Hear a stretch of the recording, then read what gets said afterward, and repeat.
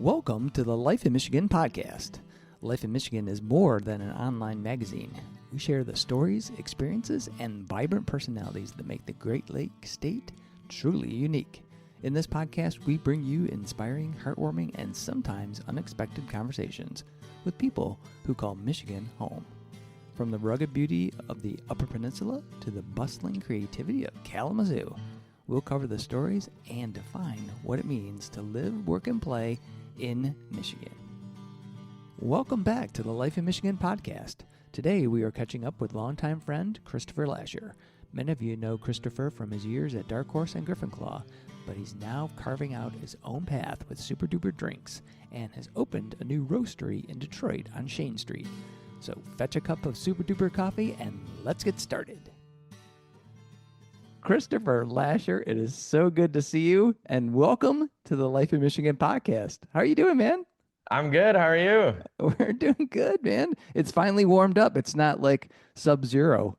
Yeah, it's cold in Detroit, that's for sure, but it's not too cold today. That's right. Awesome. Well, so for people that don't know you, maybe give a little background of like who you are and what is Super Duper. Okay, yeah. Thanks. I background about me. I actually got my start in the beer industry, in craft brewing. I was a truck driver years ago for a beer distributor and delivered beer, and then I found craft beer, which led me down the beverage adventure, and I ended up at a couple really cool breweries and learned a lot about, the brewing side, the business side, the marketing side. A little bit about the sales side, but I'm not as good at that. But that led me to, we started a coffee roastery at Dark Horse, which was the first craft brewery I worked for. I worked there for a lot of years, and we started a coffee roastery, and that's when I really got into coffee, because I got to help with the process of that for a while, and I just loved being around good. I didn't even, it was like the first time I had a good craft beer, I went, holy crap, this is what beer can be. Yeah. And then the same thing happened with the coffee. I'm like, this is what coffee can be, And so that's how I got interested in coffee, and I wanted to have a lot of coffee around at all times. And that led me to, this new beverage adventure I'm in. Awesome. Fantastic. So you mentioned Dark Horse, and I think that's where we met you, is at Dark Horse, but way back in ways. And I'd kind of forgotten that they had the roastery. I remember the roastery. Is that how you say it? Roastery? Roastery? Yep, roastery. Yeah. So I remember them doing that because they had the whole commons and I can't remember if you were they had the bakery. They had and ice cream and yeah. So before that, then basically like your coffee that you were drinking were you drinking coffee then, or did you just start drinking? Yeah, no, I've always drank coffee ever since I was probably too young to drink coffee, because I spent a lot of time with my grandpa out in the woods and everything, and it was like we'd drive down to the gas station and get one of like the machine cappuccinos or whatever. So he introduced me to coffee and told me to put hair on my chest, and something did. So, and, so he introduced me to coffee back then, and so I always drink coffee, but it was mostly like gas station coffee. I'm delivering beer and driving trucks and getting coffee at the gas station, and I think it wasn't until I was at Dark Horse that I had a really good like specialty coffee. Yeah, nice, awesome. So we've heard the story about the time you skipped your morning coffee and actually woke up feeling sick, an experience that led to your realization that you should never go without it. Yes. Can you share that epiphany with our listeners and how it birthed the idea for Super Duper Drinks? Yes, sure. So, well, so going back to the days I don't think I had gone a day without coffee since I was introduced to coffee by my grandpa all those years ago. So I drink coffee every day. And there was just this one day, it was so busy during COVID. We had, it was just so busy. We were so busy all the time with everything we were doing. And this one day I didn't get coffee somehow, for some reason. And I didn't even realize it until the next day. And I woke up and I was incredibly sick. And yeah, I had not gotten COVID the whole till this was everyone I knew had caught COVID and gotten sick. I had not gotten it until I skipped a day of coffee and then I got COVID. So, I'm Damn like, I it. can't go without coffee. It's an addiction that I have to keep. But, so I had another roaster in Detroit, actually in Highland Park, gifted me 30 pounds of coffee once. So I had 30 pounds of coffee to play around with and make cold brew with. And so I just started, I'd make, a gallon a day. I was just making coffee for so long. I just had this endless supply of coffee, it seemed like, because 30 pounds was so much to me. And after that, I was like, I ran out eventually. And I'm like, man, I really liked having 30 pounds of coffee laying around all the time. And so I was like, I gotta get, I want to have coffee around. I can't go without coffee. And then, when you're traveling, my biggest challenge was always getting good coffee, whether you're in a Yeah. hotel or you're hiking, backpacking, snowboarding, like wherever. It's Have you ever traveled and just been like, where do I get good coffee? You get a hotel coffee is like, you know, Horrible. not great Yeah. usually. And or you find a big chain coffee store around the corner, but it is fun to go on an adventure and find a really good coffee shop. I do like that about traveling, but realistically, sometimes, if you're car camping or backpacking, you're not near any coffee shops. So what do you do? And I used to backpack a lot, and I didn't like packing a lot of stuff. I didn't like bringing a lot. So it was hard for me to bring like a jet boil or a stove or any way to heat water to make coffee. It was a hassle to me. So that's when the pouches came into my worldview. Like, oh, we not only do I not want to ever go without coffee, but I don't want to go without good coffee and good, easy access to good coffee. So that's why I try to make it. I make the coffee company is like approachable to everybody, not really pretentious or anything, but also really like portable and can go anywhere with you. Nice. Nice.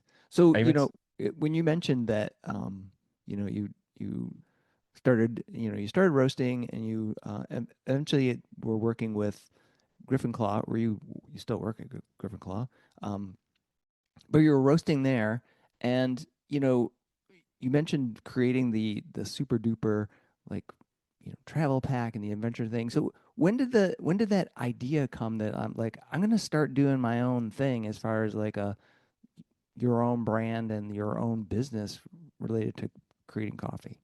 That's a good question. I mean, I think it was just, I picked up all these skills from the breweries I've worked for. Like they're really generous with letting me take on a lot of responsibilities. And so I've learned a lot and I knew how to do all these things. And I guess I just wanted to apply it to something for myself. Um, and at the time, I was talking to the owner of Griffin Claw. I said, hey, I found this warehouse I want to rent to roast coffee in. And he was like, well, why don't you just do it here? And I'm like, no, no, no, I want to keep it separate because it was my own thing. I wanted to make my own thing. Yeah. And he said, well, I said, no. So I kind of turned him down and it went up for a while. And then, I bought the coffee roaster from Dark Horse. That's the coffee roaster Oh, that we nice. first started with at Dark Horse. And he's like, well, let's go look in the warehouse. And there just happened to be like the perfect outlet for 240-volt power below an exhaust fan. It was like literally plug and play. He's like, just do it here, and until you get your footing. And I said, all right, it was just such an easy transition. I'm like, okay. That's so So awesome. yeah, it was great. And I'm super thankful. And so I got to roast there in Troy and brew in Rochester Hills. And it's awesome. But, I still the dream is to have your own space and do your own thing. And that's what I'm doing now here in Detroit. Awesome. Just gives me chills when I think about it. It's You so started cool. out as a truck driver for a distributor. I mean, like, I feel like I've been on the journey. Yeah, I know. I've known you for so long, and I still remember. Like, I have vivid memories of the first beer fest hanging out with you guys. That was a good time. Yeah. You're like Every my beer fest kids' has been good. age. Yeah. And they don't want to be seen with me, but yet I have like these young friends that are like, "Oh yeah, you're cool." You're super cool, super duper cool. Um, Now I'm kind of sidetracked here. So you're making, can you tell us a little bit about the process? You called it the Super Lasher 9000, I think, at one point. Is that what I called it? Yeah. And it was you gave it some crazy name, and you said you had this crazy process, and I know it's like a trade secret and you can't give it Mhm. away, but can you tell our listeners just a little bit like why your method for making cold brew coffee is so much more superior than the Yes. traditional way? Yeah, I I can talk about it a bit. Everyone's telling me, keep it a trade secret, this and that. But the reality is, it makes such a good. It's one of those things where it's like I want to tell people because it's so cool, and like how am I supposed to tell people? Oh, my cold brew is made better than, you know how to make it without telling them how. But essentially, the cold brew is the difference is just the temperature of the water, right? And the time. So when you make a pot of coffee in the morning, you're usually doing some kind of hot water extraction, whether it's a machine brewer, a pour over, or a French press, whatever it is, whatever your method is. It's usually with hot water. It takes a few minutes. With cold brew, you're trading temperature for time. So you're using cold water instead of hot water, but now it doesn't extract as fast because it doesn't have that thermal transaction. So you have to let it sit for a longer time. And so what people typically would do is, you have your vessel, whether it's a mason jar, a French press, a gallon jug, or a big 30-gallon tank, you put however much coffee in it and then however much water you want to steep it with, and then you let it sit for 24 hours. Some people say room temperature, but health code says you should keep it refrigerated. So you steep it for 12 to 24 hours cold, and then that makes a really strong coffee. You can drink it straight up, you can dilute it, you can mix it, but it makes a really strong coffee, and it's usually a little sweeter and a little like more chocolatey and rounder, and that's because the heat's going to extract some of those acidic qualities faster than the cold water will. So you're going to end up with like a less acidic, a little bit sweeter of a tasting of a coffee, and that's why people like cold brew so much. But now it's inconvenient because I can't just make it real quick. I got to let it sit in the fridge for a day. If you're good about it, you can plan ahead and make it every day beforehand, but I'm not good at planning. So my process, I found a way to make cold brew coffee using cold water in like 15 minutes. So Wow. and that way because I don't like the idea of letting it sit in the tank overnight. You're just opening yourself up to risk. Not that, I mean, you're sterile and clean with everything and sanitary, but it's just think about Yeah. letting anything sit in a cup of water for a day. Yeah. It does produce a good product, but I just thought, well, maybe we can do it faster. And so yeah, I have this process that I kind of developed by piecing different brewing and lab equipment together as a lab company in Livonia. I sourced some equipment from, and so essentially, I'm using like pressure to extract really fast. Uh, think of like an espresso machine, but with Yeah. cold water. So yeah, I'm able to do, so like I'll do like 10 gallons, but I'll do it every 5 minutes, 10 minutes, 15 minutes. And so you're just able to just keep doing 10 gallons at a time really fast, as opposed to, I've got a 50-gallon tank. I could put 50 gallons of coffee in it and let it sit overnight, or I could do, 10 Yeah. batch, five batches of 10 gallons, the cool, quick way. And then, so the good thing about it too is, so you're extracting things really fast, but you're extracting it, you're locking in those, like you're not losing any of those volatiles. They're not, like floating away. You're kind of trapping it in this secure chamber, and then you're packaging it into these pouches, so it's kind of sealed in the flavor and the freshness. Wow. Very cool. Yeah. And so, like, do you have like a background in chemistry? Like, how did you figure this out? No, but you should have seen me when the day I figured it out. I I had all this lab equipment in the brewery. I was in the brewery, I remember, because I tried it at home and stuff, and I'm in the brewery, and I had like I'm at the no, I was at home. I had this like whole lab kit, and I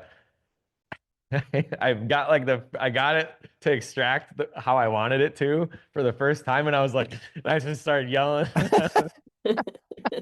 But yeah, no science background, just being around brewing all the time, and you know, Yeah, I was kind of envisioning when you were talking about that, doing it at home, like a situation like what's his name, Walter from Breaking Bad. Yeah.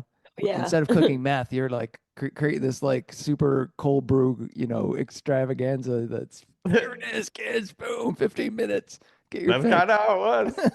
Actually, there's a scene in Breaking Bad where he makes coffee. What his assistant makes Oh coffee with that yeah, really cool like yeah. there's a name for that type of system. Yeah. Too fun, too fun. Yeah. When we visited, so you now you have your own space, and it's on Chene, right? Yep. Yep. And so what was that process like as far as like getting your stuff over there and opening this new space? Um, how did that go? Yeah, it was kind of a long process. Like fortunately, again, props to my landlord as a friend who I knew. He owned Metropolitan Variety Store and restaurant and bar in the West Village of Detroit. And so, I've known him for a while, and he owns this building over on Chene Street off Gratiot. And he asked me about it one day. I've been looking for places, and he goes, "Hey, maybe you want to come check out my building and see if it would work for what you're trying to do." And at that time, it was originally a party store, and or it was a party store before he bought it. Before that, it was like a butcher shop. And so it was a party store, and he had cleared it out. So it was like basically just an empty building, and we were like, look, walking around in here, and like, wow, you really could do a lot with it. So just progress from there. So he and the really great thing is he's a contractor. He's a construction guy. He owns his own construction company. It's called Stanza Group. Nice. And so he did a lot of the like he got it, like at the time it wasn't white box ready when I saw it first. And then he got it ready. He put in all the electrical as far as like the lights, and the outlets and the plumbing, and got it ready for me. He even put in this walk-in cooler, was from another building that he had that he brought over, and then we got a brand new compressor for it. Wow. Built out my bathroom, and then it was ready for me to move in. And then that was a lot of work because I was still working for the brewery, still filling orders for Super Duper. And then all my free time was like grinding the floor in here to get it, ready to be sealed. And then, painting, cleaning up everything, painting, installing what did I install? Cameras, lights, the roaster. I had to install the roaster myself, and the venting for that. And then the process for permits and everything, that was even longer and quite difficult. But once we got them all and finally got everything approved, we got through all the red tape. It was time to call the Department of Agriculture. Yeah, it was a lot of work getting all my equipment in here, getting it set up the way I want it, all the shelving and everything. And obviously I painted it the cool colors. Yeah, the super duper colors, which Yeah. if anybody, so folks listening can't see it, but we'll have pictures of super duper. But yeah, you've got the branded logo, and there's the patented, like, I want to call it teal. I don't know if you call it sea foam or what, but that's the part of the colors there. So yeah. Sorry, it's kind of loud. I'm gonna go turn my freezer off because I can't hear you real good. All right. Well, no, I'll leave it running. It's fine. All right. Yeah. You I just was get saying, close like, to us. sea foam. What's that? Just get close to us on Yeah. the Okay, screen. I'm moving in close. That's right.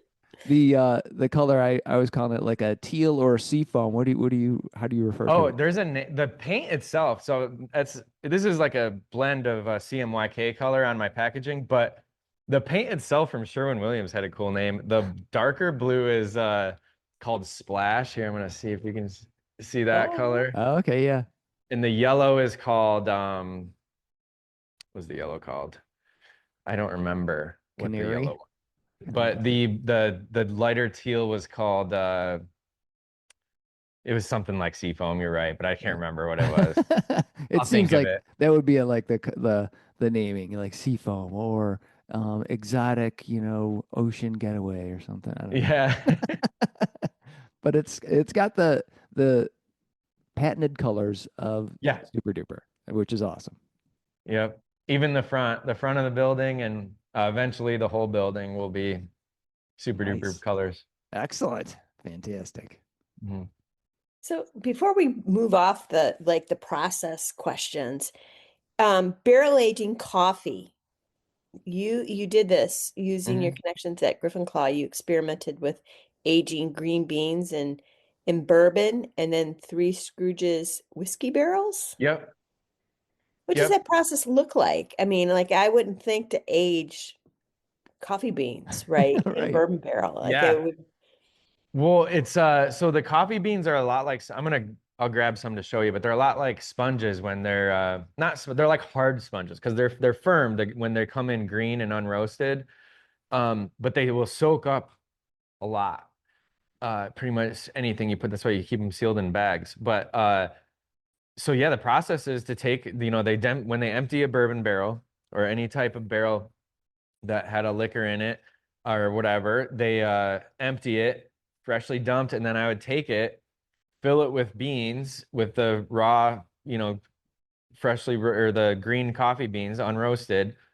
And I think I did like 20 to 40 pounds per barrel. So I'd put like 20 or 40 pounds in a regular size bourbon barrel. And then you have to roll it around every day. So like every day you just kind of roll it up and down the roastery floor, the warehouse floor, Excellent. and those beans kind of roll around inside the barrel, and just to get them like evenly. And there's not a lot of liquid in the barrels. There's not much left at all, but it just soaks in like a lot of the oak character, and then any like the leftover whiskey in the barrel kind of gets like permeated into the beans. And then this is the hard part is, I mean, I'm sure there's a better process, but my process was take the bourbon barrel. This is the last time we're going to use it, and beat it apart, break we have a special tool to take the barrel rings off. Yeah. So you take the barrel rings off and then literally bust the lid off of it. And then you can tip it upside down and dump the beans out into a container. And then we recycle the wood. We send it to carpenters and stuff to make stuff out of. But yeah, those beans. So then those beans are like, they're kind of dusty with the char from the barrel. And then they still have a little bit of that whiskey to it. So you kind of just let them dry and like shake. And then I have like a process of shaking off all the dust before I put it in the roaster.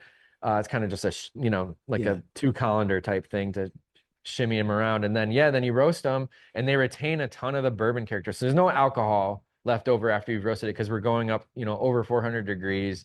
Any alcohol that might be on the bean is getting evaporated right out. Uh-huh. But the flavor and like aroma of it retains a ton of that whiskey. So it's pretty much, it'll take on, in fact, the reason I'm not the first to do this by far. There's a lot of people we did it at Dark Horse too, but there's a roaster in Chicago that I love, Dark Matter, which I think you guys know, and we Yeah. know Noah from he used to work at Dark Matter. Now he has his own brewery in Michigan. But they make a Malort infused coffee, and it's actually really good. Really? Like, yeah, it's actually really, really. I remember the first time I had it, I'm like, oh, this is like actually very, very nice, Oh, that's funny. That's Yeah, crazy. so it's fun. I'm gonna do that again, maybe for my Roaster's Choice people, Nice. Excellent. So Excellent. do you have any videos of you rolling around with your bourbon barrel? Yeah, I do actually. I do. I Might took have a video of me like dumping it and breaking it. I can't remember if I have a video of me like actually rolling it around, but I have videos of taking apart the barrel. I might have to get those so I can put them in the Yeah, I'll show send notes so them. people can see you rolling around with your coffee beans. Yeah. I can send them. Awesome. That'd be great. So you mentioned your Roasters Club. Is it a super, I mean, what you got super duper points, you got a Roasters Club, like what are the different reward programs you got? Yeah, thanks. So there's the Super Duper Points Club, which is basically anytime you order anything on my website, you get I think it's like 7 points per dollar, I believe is what the going rate is. And or no, you get a point for every dollar you spend, and then I forget the equation. I have to look. But there's a bunch of points you get, and right? Yeah. It saves into your account. So if you have an account on my website, you're essentially gonna earn yourself some free coffee eventually. And it's pretty generous actually, but like the equation of how many points you get. But it's because like again, I don't want people to feel like they can't have good coffee, like you just if you order, I want to make it fun and approachable and affordable for people. That's why I do like the pound bags instead of smaller bags. But the points is you get points every purchase and they just stay in your account forever. You can even send them to other people if you want. There's a feature to do that. I haven't really like activated on the website, but I will eventually. Um, and sometimes I just randomly gift people points. Like if someone, I'm gonna do it more. Like if people post about Super Duper or whatever, I can send points. I haven't done it in a while, but I used to if it was like Memorial Day or something, I'd send out an email blast and be like, by the way, I put points in your account because I can send it to everybody. But yeah, those are redeemable for discounts on coffee, anything on the website. And the Roaster's Choice subscription club it's super fun for me because I pick out a different bean every month.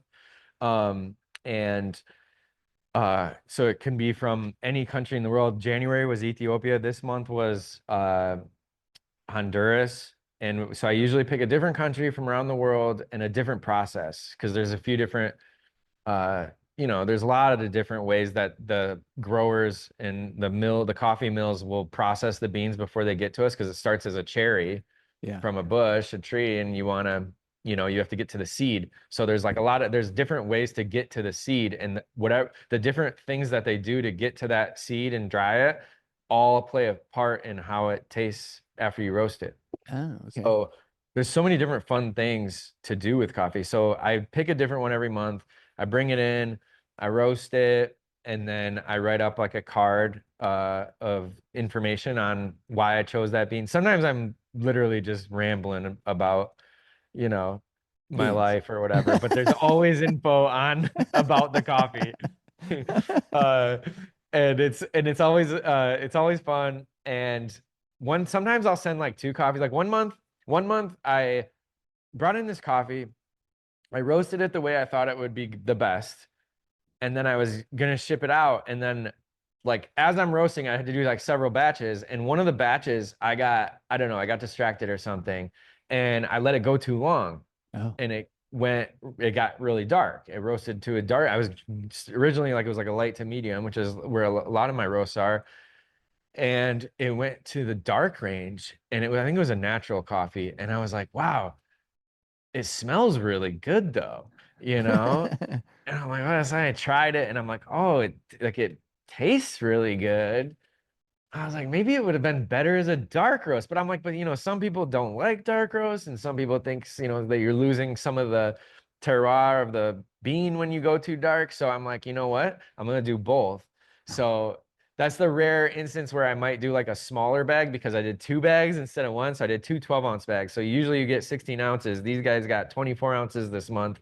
One bag was like the original roast that I intended it to be, and then the other bag was the darker roast that I thought tasted better. And then I wrote a note card and I'm like, you tell me, which one do you like more? And I explained the whole thing in the card. And I think people liked that.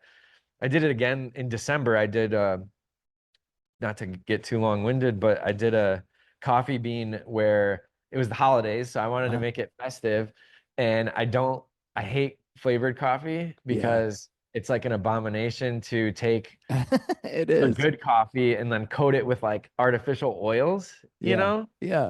And it's also usually like an excuse to use low quality coffee and cheap coffee. So, but I took really good specialty grade coffee roasted it, and then I made my own extract with I made my own cinnamon extract, so real cinnamon sticks, and Whoa. then and alcohol, and then I spritzed the beans and roasted it. So like it wasn't overpowering what the growers intended. It just added a little bit of like a holiday spice to it. Mm. Nice. That And sounds good. it's all natural. It's not like made with, Yeah. whatever ingredients. But I sent both. So I sent the regular without it and with the flavor so that people could compare. Because I just want to make it, worthwhile for people. And I'm never gonna like, you get Right. more than you pay for. All right. That's awesome.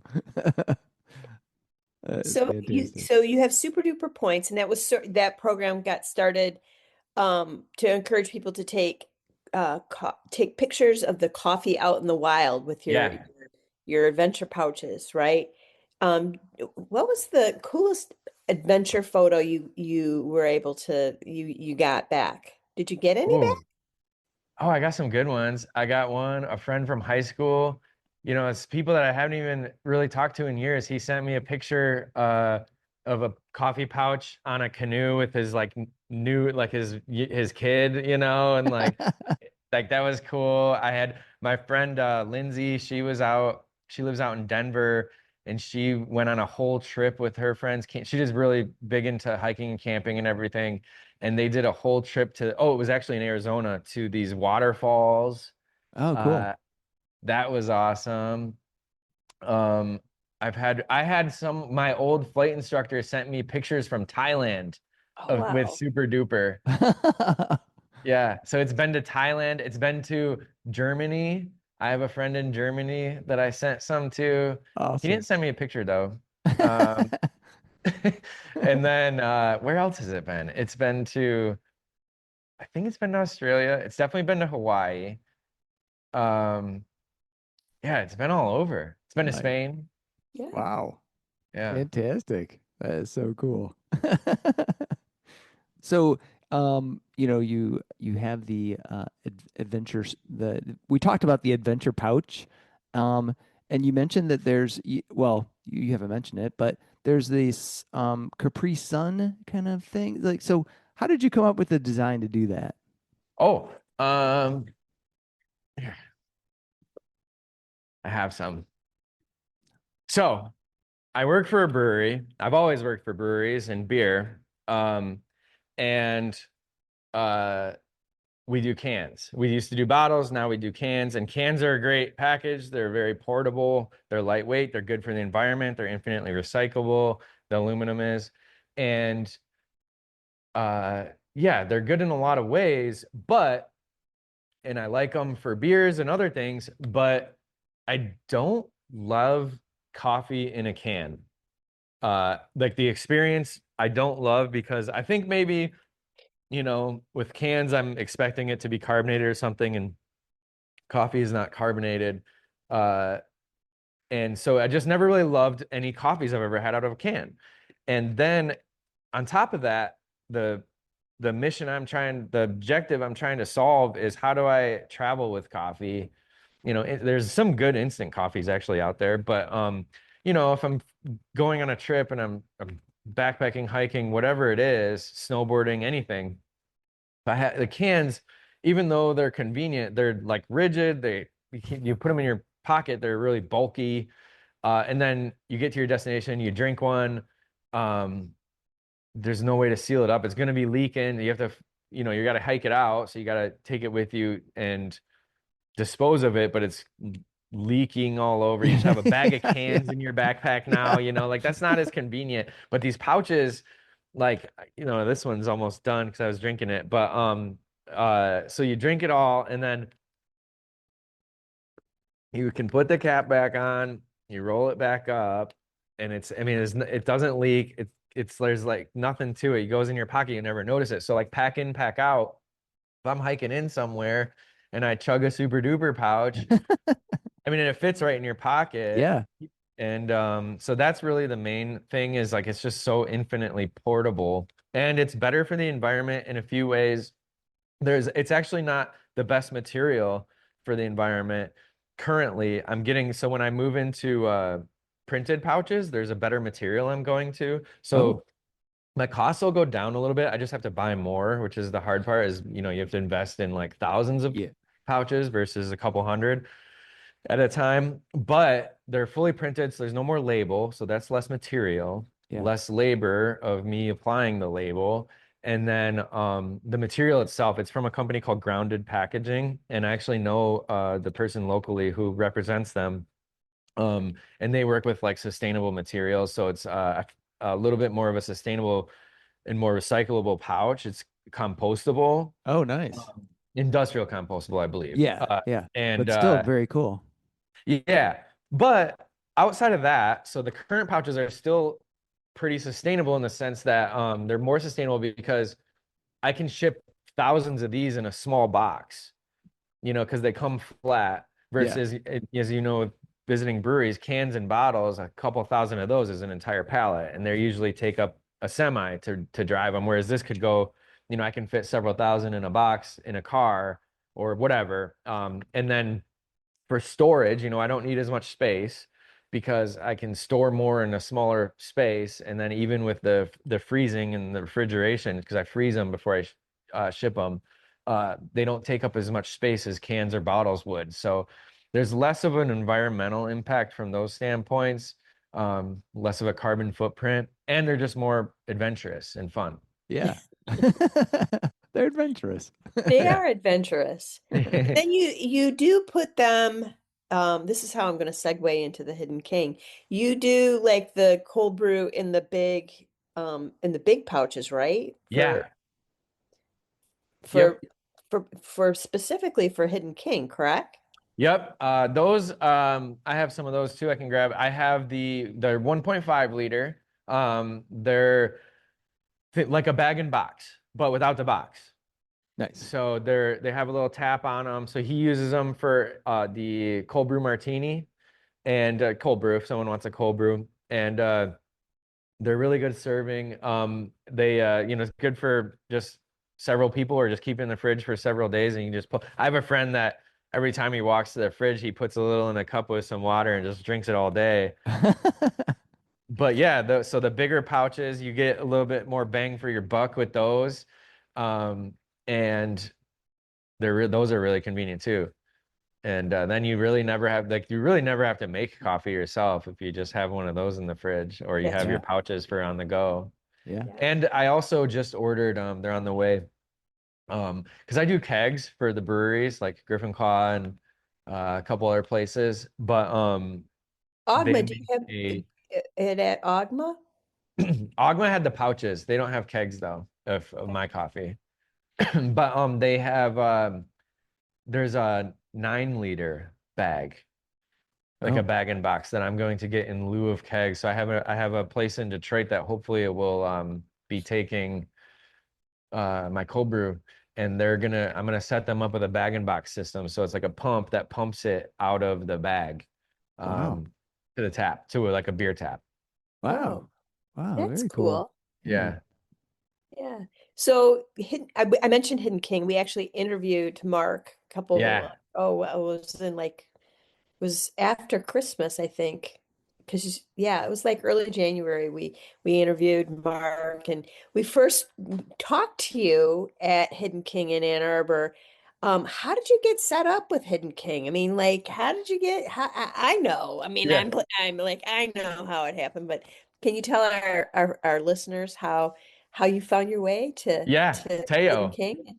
Yeah, Teo. Teo, I was talking to him. Oh, I think I was messaging him I was asking him some questions about buildings or something because that was when I was looking for a building. And yeah, I know he knew in Ann Arbor, he had his brewery in Ann Arbor, and he said, "Oh, you're doing a coffee thing? You know, I got a guy downtown that's doing a coffee thing. You should talk to him." So yeah, Teo arranged this meeting between me and Mark at Hidden King. And you know, I hadn't even launched Super Duper yet, actually. And he hadn't opened the Hidden King yet. He was almost ready. He was close. And yeah, that's how I met Mark. Teo introduced us. And then he was my first technical, legit wholesale customer. Wow. Awesome. That's Yeah, that fantastic. is awesome. Yeah. And And he that's so opened as like a Mark. cafe first. It was a cafe until he got his liquor license, and now it's more of a cafe bar. Yeah. Yeah. Well, And it's it, a cocktail. What did he call it? A neighborhood cocktail lounge or neighborhood. Yeah. Yeah. Yeah, yeah, neighborhood. it's wild when you go in there because they're only open like what Thursday, Friday, Saturday, and Yeah. maybe Sunday, and it's wild. Like that place is Packed. packed, Yeah. and he's going through like super duper coffee. Those martinis that he makes. Oh my God, I could drink like six or seven of them. Of course, I'd have to be like carried into the house, but man, they're so good. Yeah, he does a great job. They're so good. I just saw him yesterday. I was there yesterday. Oh, awesome. Yeah. Yeah, he's a good guy. So, you have also done like so your cold brew has been used to put into coffee, or not into coffee, but into beer. Yeah. So, you've got some like collabs with Griffin Claw, and I think you've done it with Dark Horse too, but but I Yep. know Griffin Claw for sure. And what is that like as far as getting like coffee infused into beer? What is that process like, and Oh, how cool. did you get into it? Yeah, so for Griffin Claw, it works out well. I roast it all here. We usually do, it actually works out really well. I do 45 pounds for they have a beer. The one that I sent you that is now like a year-round one. Oh, cool. So that's a regular batch they do. And it's 100 barrels, which is the big tank. And 45 pounds of my coffee goes into the tank. So I roast, which is great because I can order boxes of coffee, 65 pounds to a box. So it takes the full box basically after I lose, you lose some weight when you're roasting. Yeah. So 45 pounds of coffee. I roast it, I grind it here, and then I rush it up to Griffin Claw in the morning that they're gonna. I roast it ahead of time, and then I grind it the morning of brewing with it. So the beer is already in the fermented and in the tank at this point. It's already been fermented, and then they do it a few different ways. So for this particular beer, it's at the bigger brewery, so it goes. The hop back Yep. devices. Yeah. They put it right in that, so it's like whirlpooling around. They purge it with CO2 and everything, and then they add the coffee in, and then they bring the beer in, and it whirlpools in this hop back, which is how they normally would dry hop. So they're essentially dry hopping with coffee, and and then they pump it right into the tank, and then it sits on it for like a day, and then they filter off of the beer or off of the coffee and package it. So it's like the last thing that happens to that beer is Oh, they add wow. coffee. And then there's another way, actually, this beer, this one, they do a few different beers.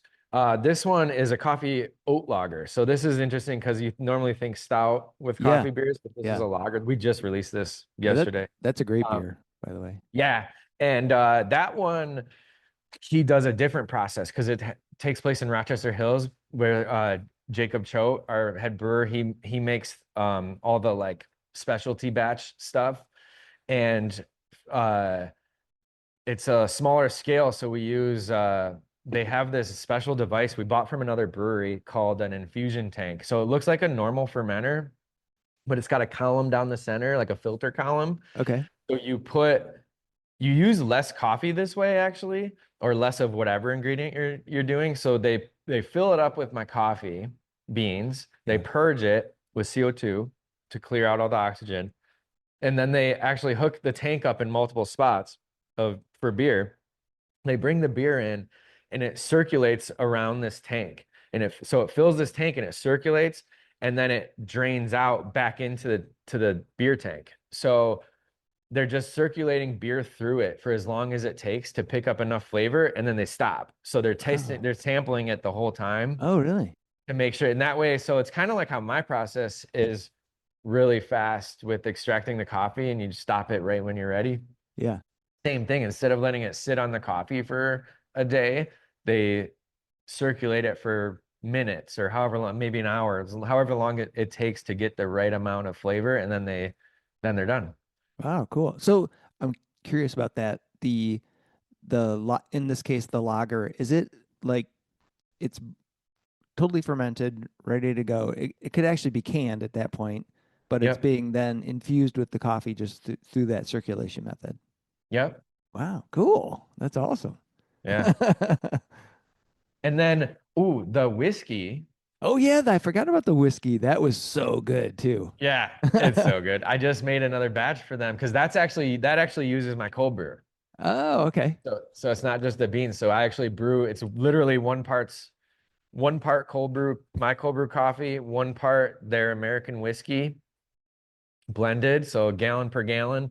And I think we did 45 gallons, so it made like 90 gallons Wow. this last batch. So I bring them 45 gallons of cold brew and they blend it in with the whiskey and then they add sugar and vanilla and that's it. That's it. That is so Really good. good. Yeah. It's too bad people can't taste it remotely. I guess they're just gonna have to order it, right? Yeah. And they can get that whiskey through Griffin Claw, right? Yep. Yep. Okay, we're getting down towards the end of our interview here. I've got Okay. like 3 more questions. You mentioned a while ago about making a sessionable coffee. Have you done that? Like a half decaf? Yeah. I Yeah. have one in the cooler right now. I literally just put it in today. So I'm doing it the old fashioned way. I'm gonna try it tomorrow. I did the other day I did a medium blend. I roasted a medium blend and I roasted the dark blend that you guys get. I made a cold brew out of those two together. So it's like a cross blend of medium and dark roast. That was really good. So I think I might do something with that. And then yeah, the half cap. I have a decaf. I had to order more decaf beans because I have some subscriptions for decaf. And but it's not, I don't go through a ton of decaf. And then I'm like, I had some extra from the roast that I did, and so I put that in just today, because I had it the first of the month. I shipped out some decaf, and I just put it in the cooler today. So we'll see how it tastes tomorrow. It'd be like a little mild, like a session. You're right, like it's like a sessionable coffee. Yeah. Yeah. I think we got that from you when we were down there with David J. I Yeah. think you were talking about it then. Sessionables. Awesome. Sessionable. Yeah. Yeah, you can pair it Um, up with a sessionable IPA and you're good to go. yeah. Get all your stimulants. Yeah. Um, Definitely like the uppers. yeah. So, now that you've established your roasting space, what's the next big milestone for Super Duper? I think you kind of mentioned it before we got on air, right? Like, Yeah. So we have the roasting. This was a big milestone. Thank you. And then, it did feel like all I was doing last year was building this space out. So I'm kind of not exactly looking forward to spending a whole bunch of time building out another space. But yeah, the front of the building is empty right now, and it's great for like a retail space. And we've recently been talking about building out because we can do it really well and really not quickly because everything takes a lot of time, but we can build out this small like a walk-up window for people. Oh, And cool. so my plan is like it won't be the whole space yet of the front. It'll be like this side walk-up counter, and we'll make it really sweet, really cool. We'll have all my bags in there and the cold brew and everything. And the plan is to have, cold brew coffee. I'm gonna have like just really, really, really affordable coffee to sell out of there, and then we'll do, I think I gave you guys some specialty drinks when you were in here. We'll do the cool like cold brew drinks with the nice flavored cold Oh foams and yeah, that was really good. different, toppings and things like that. So, because people do want like the um, flavor like sweet, they like Yeah. sweeter like lattes and things like that. So we'll have all that. But yeah, we're gonna have hopefully a retail space over there maybe next year, and just get coffee to the community. That'll be awesome. wow, Yeah, you can wow. stop in, wander around, go, because you're right by Eastern Market, right? Yep. So you could just come in, get some coffee, then go shopping, do whatever you want. Go hit that isn't there's a vintage place over that way? I Yeah. think. Yeah. Yeah, So that's yeah. cool. There's a record store too, isn't there, right down Yeah, there? there's a Oh record yeah, store right down the Peoples. street on Gratiot. There's a Yeah, ton of cool stuff over here. yeah. Nice. So when we you mentioned, is this the collaboration with Woodward Corners? Is this the thing that you were talking about earlier today? Oh no, I have a meeting with them next week to Woodward Corners, just about getting Super Duper cold brew into the stores. Into So Meyer? yeah, into the specialty stores, like the market stores like Woodward Corner, and then down here in Detroit, the Riverside Market or Rivertown Market. And as like a product that they would sell, and I would do tastings and stuff there. So, Cool. if the meeting goes well. Awesome. Oh, they're gonna love you. I mean, Yeah, yeah. I mean, come on, come on. Right, right. Are you Thanks. gonna do like cupping demonstrations? Yeah, I have. I just got more stuff for it today or the other day, actually. I have all the equipment to do cupping. I went to I'll do, if anyone that wants to do one can come over and we'll just do it. And I'll do it for I met a guy that owns a bar down in Detroit that I'll probably do a cupping with and go through some of my coffees. But I learned how to do it from Martel at Sapia Coffee down here in Detroit. And he's like, I don't want to play favorites, but it's my favorite coffee shop. And he invited me to a cupping once. It was so cool. So, yeah, I'd love to invite people in to do that kind of thing. Like, he brought in his coffee importer because he knows everything about importing coffee and everything about coffee. He's like really cool. And we went through all these different coffees that he roasts and with the importer and did the full cupping. So, yeah, I learned a lot from him, and yeah, it's something I want to do more of. So two follow-up questions with that. So what was the name of the coffee place? Martellus? No, it's Sapia Coffee. Sapia Sepia. Coffee. His name is Martel. Okay, Martell. And can you, I know what a cupping is, but I'm not sure all of our listeners would know what a what that is. Like you act, because we did one at, what was that? It We was do with Perrin. it with Perrin. They were Yeah. making they were doing something with Pink Boots, Yep. and Oh, they brought in a coffee roaster who did a cupping, and it was like, I was just like, wow, this is so cool. Like Yeah. it was wonderful. oh, they're fun, and and you should do it like as a roaster. You should do it with every batch of coffee you roast for quality control. But essentially, what it is you have a cup. Where you have trays of. I have some. I'll show you. But you have a trays, and you lay out all the beans. So you lay them out unroasted, roasted, whole bean, and then ground in these little trays. And so you're checking the appearance, unroasted, roasted, and smelling the ground coffee, the aroma, and then you put it in a cup with boiling water, and then you wait. I think it's like 30 seconds or whatever. You wait a certain amount of time, and then you have a spoon. So it's just coffee grounds in a cup, no filter, and it's all measured precisely. And then you break the crust with a spoon. So you pull the crust, the little floated grounds out of the way, and then you use your spoon, and you're supposed to make like a big slurp because it's actually a way to taste the coffee a specific way, aerosol spray your mouth with it.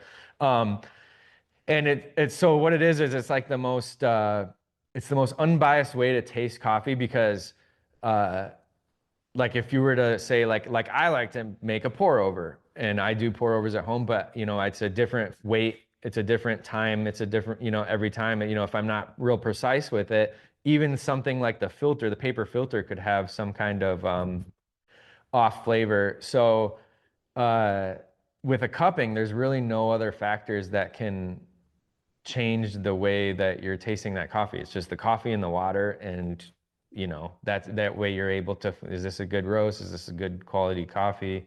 You know, um, there's very few factors that can diminish that. Excellent.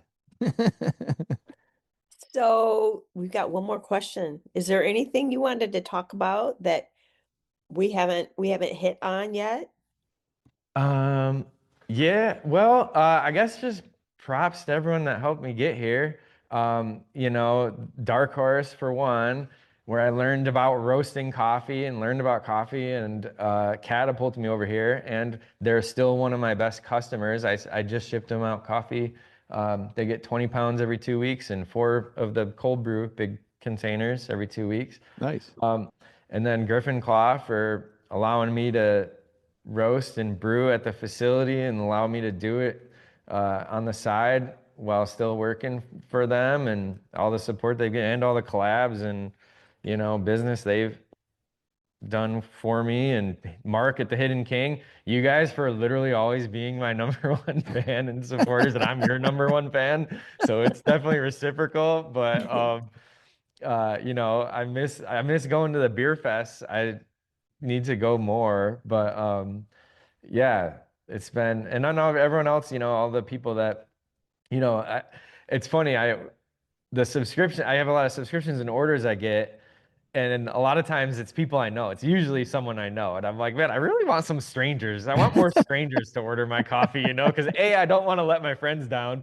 And B, you know, like if they don't like it. And B, you know, I'm like, but then I get, you know, they share the content and stuff. And then I get a stranger will order my coffee. And I'm like, oh, that's awesome. I hope they like it, you know? Yeah, yeah.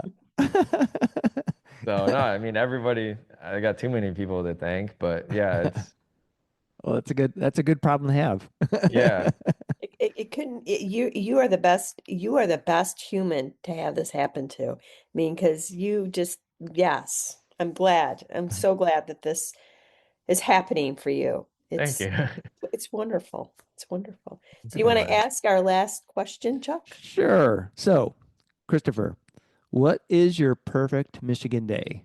Where would you go? What would you do? And what beverage would you finish it off with? Oh, perfect Michigan day. All right. Well, I mean, it's going to happen in the UP probably. All right. I think, sorry, my phone's kind of going crazy. My perfect Michigan day. Well, I'm going to start with some Super Duper coffee. Actually, no, I take that back. I'm going to start with someone else's. I'm going to go to a coffee shop I've never been to, because just because I make my own coffee doesn't mean I don't like to go and try other people's coffee. Right. So I'm going to go find a new coffee shop, and that's how I'm going to start my day. And then we're going to drive up to the UP and cross the Mackinac Bridge, and we're going to play the record of Edmund Fitzgerald 29 times, starting from when we enter the bridge until we get to our destination. And our destination is the tip of the Keweenaw Peninsula. We're going to drink a Michigan whiskey, a Michigan lager, and we're going to have a Super Duper pouch. And we're going to watch the sunset. Maybe backpack. We're going to camp there too. We're going to camp up there. All right. That sounds awesome. I love it. Yeah.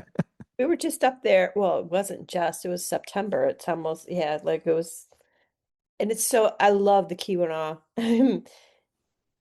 It's so beautiful there. It's like you're in a completely different country when you're up in the Keweenaw. It really is. Yeah, that's fantastic. Well, that sounds awesome.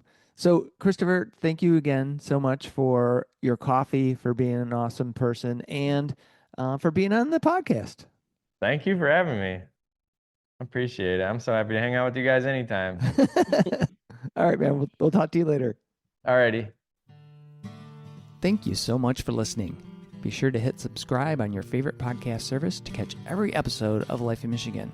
Help us spread the word by rating the show, sharing it with your friends, your neighbors, your family, your mail carrier. Share it with everybody, and leave a comment. We'd love to hear your thoughts. Stay connected by following us on our website and social media. This is a Life in Michigan production. Until next time, take care and have a fantabulous day in Michigan.